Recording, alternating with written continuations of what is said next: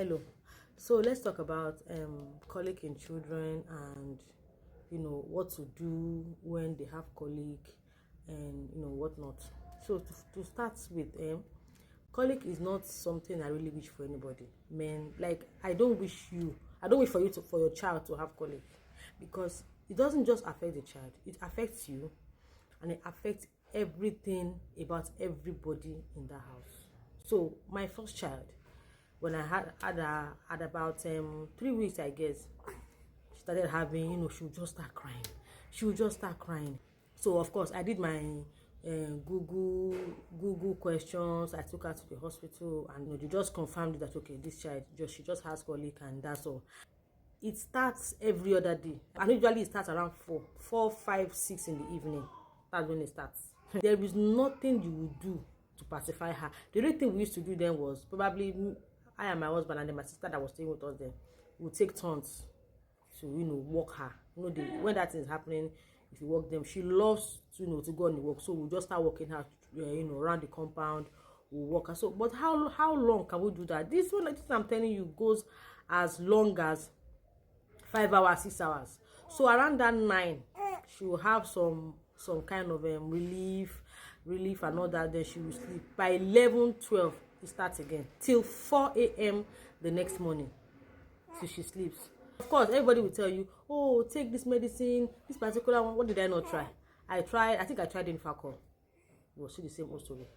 There was one that asked me to try spamine, and one said, oh, I should not give her, so I didn't really try it.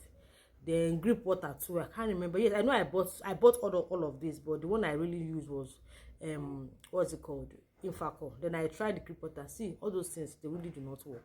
That's just the truth. So they said within 3 to 4 months it is going to stop. It's something that stops naturally. It is so I started asking, I started doing research. What happened? They said it is gas. Probably the child taking taking in air while feeding. They said that is the primary, especially those that are about to feed. Do you get about to feed rather? So that was what they said. For my second baby, for her, what I did, because I read, I about to feed out, she's been about to feed, but the thing is, I was very, very careful how I mix her food. That was one thing I worked with. I think that is practically when I had my first child. So I would just mix the food and shake it this way. Just shake it, and the way they used to do it then that we used to see. I made that mistake. And for this one, if it takes me 20 minutes to get the food mixed well, I will wait up 20 minutes. That's just the truth. You can get a spoon and I turn it in circles like this, or cover it and then turn the bottle this way. I wish I can get a bottle. Okay, so this is the bottle now.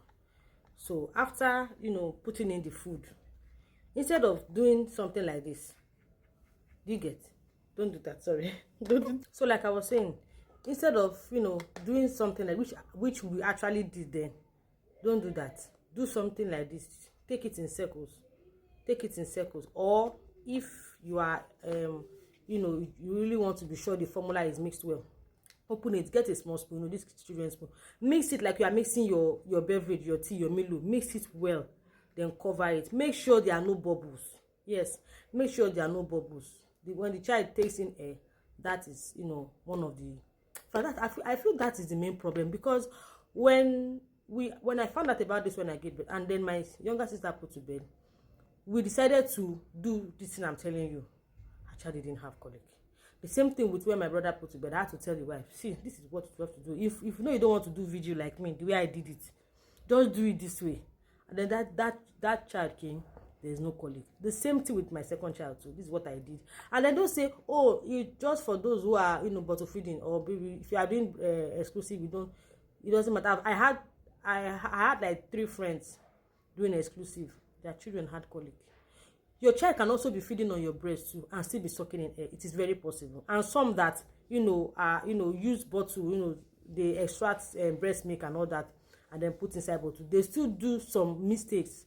Just avoid bubbles. When you avoid bubbles and then any form of air getting into you, even while the child is sucking, make sure the child is latching very well. If that child is not latching, half air is going in, half breast milk is going in, you are at risk. There is a great chance of that child having colic, and it is not being. See, this thing is going to happen for like 3-4 months.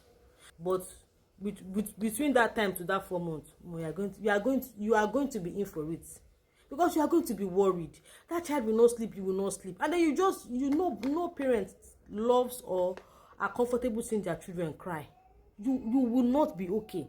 So to just save yourself that torture and that trauma, just do these things. But and above all, also, you should just try. You should just pray. Of course, I did that. I prayed. I just said, God, see this pregnancy, I don't want this child to have anything. And when she came, I told her, see, auntie, there's no colic in your life. I cannot go through that thing again. And then we're almost 3 months. There is no colic, and it's not coming. So, thank you.